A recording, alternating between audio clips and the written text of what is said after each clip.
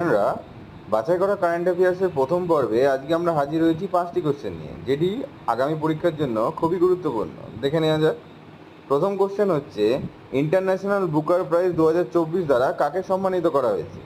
Jenny আর্পেনবেককে সম্মানিত করা হয়েছে। কোন বইয়ের জন্য? কাইরস।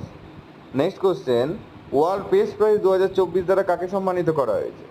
চন্দ্রযান-3 মিশনের জন্য ভারত এই সম্মানে সম্মানিত হয়েছে। নেক্সট কোশ্চেন, প্যারিসের গ্রেভেন মিউজিয়াম দ্বারা জুলাই 2024-এ কোন ভারতীয় অ্যাক্টরকে প্রথমবারের জন্য স্পেশাল গোল্ড কয়েন দ্বারা সম্মানিত করা হয়েছে?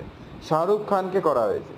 নেক্সট কোশ্চেন, প্যারিস অলিম্পিক 2024-এ প্রথম যে মেডেলটি ভারতের তরফ থেকে আনা হয়েছিল সেটি ওম্যান্স 10 মিটার এয়ার পিস্তল ক্যাটাগরিতে আনা হয়েছিল। কে এনেছিল?